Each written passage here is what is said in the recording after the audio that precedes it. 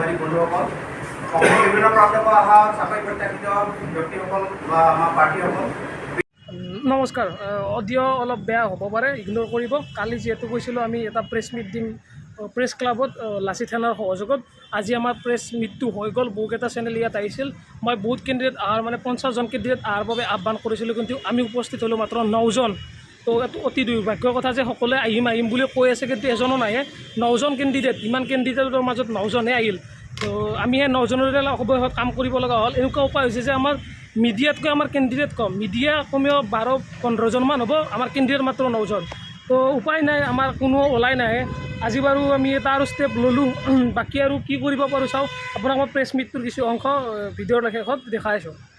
তেওঁলোকৰ এটা মাইণ্ডছেট আছে যে UPSCৰ কাৰণে আমি পঢ়িম। ইয়াত আহি যদি তেওঁলোকক ভুৱা নথিপত্ৰ দি যদি আমাৰ ল'ৰা ছোৱালীৰ লগত যদি তেওঁলোকক কম্পিট কৰাবলৈ হয়, তেতিয়াহ'লে আমাৰ ল'ৰা ছোৱালীটো অট'মেটিকলি আঁতৰি যাব। এইটো কি ষড়যন্ত্ৰ নেকি অসম চৰকাৰ যে আমাৰ অসমীয়া মানুহ চেক কৰা আছে। আমাৰ যোগেদি 20খন লিষ্ট আমি চেক কৰিলোঁ। তাত 20খন লিষ্টত আপুনি 1548টা উত্তৰ প্ৰদেশ আৰু বিহাৰৰ মানে প্ৰাৰ্থী আছে।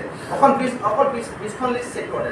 79 আৰু ইভেন 59খন লিষ্ট আমি চেকে কৰা নাই। তো 20খন লিষ্টত যদি 1548জন যদি উত্তৰ প্ৰদেশ বিহাৰৰ মূলত ব্যক্তি থাকে, তেতিয়াহ'লে বাকী 50জন কিমান থাকিব পাৰে? গতিকে এই ক্ষেত্ৰত এখন চৰকাৰ আৰু আমি ইয়াৰ কথা সুধিব বিচাৰিছোঁ যে fake Aadhaar card, fake PAN card, fake domicile যে আপোনাৰ DC কোৰ্টৰ পৰা বা চাৰ্কল অফিচৰ পৰা কেনেকৈ এওঁলোকে পাইছে? ইয়াৰ লগত জড়িত থকা যিসকল ব্যক্তি, যিসকলে ফেক ডমিচিয়েল, ফেক আপোনাৰ তেনেকুৱা আধাৰ কাৰ্ড, পেন কাৰ্ড দিছে, প্ৰত্যেকজন ব্যক্তিক এই ক্ষেত্ৰত আপোনাৰ অসম পুলিচ প্ৰশাসনে এটা চোকা দৃষ্টি ৰাখিব লাগে, তেওঁলোকক গ্ৰেপ্তাৰ কৰিব লাগে। আৰু এই ক্ষেত্ৰত আমি প্ৰমাণ পাইছোঁ নগাঁৱৰ পৰা, যোৰহাটৰ পৰা, বৰাক ভেলীৰ পৰা, গুৱাহাটীৰ পৰা তেওঁলোকে আপোনাৰ ফেক পেন কাৰ্ড, এজন ব্যক্তি 3-4খনকৈ পেন কাৰ্ড আছে। যিজন আৰু আছে আপোনাৰ আমাৰ মা বয়সৰ ব্যক্তি আমি দেখিছিলোঁ কেতিয়া কোনজন জন্ম 2005-06 চনত আমাৰ 35-40 বছৰ বয়সৰ ব্যক্তিগৰাকী আপোনাৰ পেন কাৰ্ডত লিখা আছে 2005 চনত জন্ম। গতিকে সম্পূৰ্ণ ভুৱা নথি পত্ৰ লৈ অসমৰ জনসাধাৰণৰ অসমৰ এই চাকৰিখিনি ওপৰত আগ্ৰাসন চলাইছে বহিৰাগত ব্যক্তিসকলে।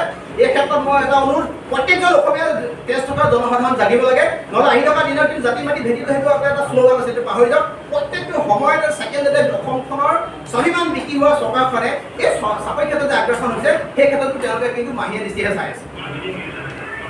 আমাৰ লগত আছে সভাপতি তন্ময় চেতিয়া আৰু বিক্ৰম আছে, আমাৰ সাংগঠনিক মুখ্য সচিব। তেখেতে তেওঁলোকে কিবা যদি ক'ব বিচাৰে।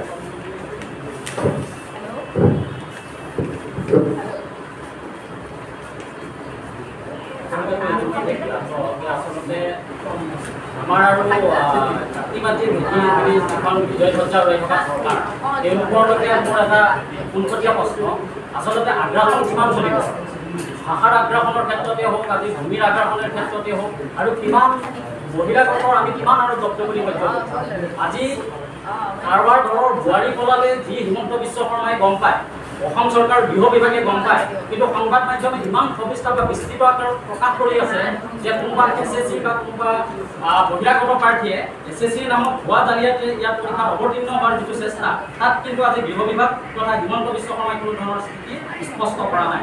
আৰু সেয়েহে ইতিমধ্যে আমাৰ সচিব মহাশয় কৈ গৈছে যে আমি আগন্তুক 48 ঘণ্টা সময় বান্ধি দিছোঁ। আগন্তুক 48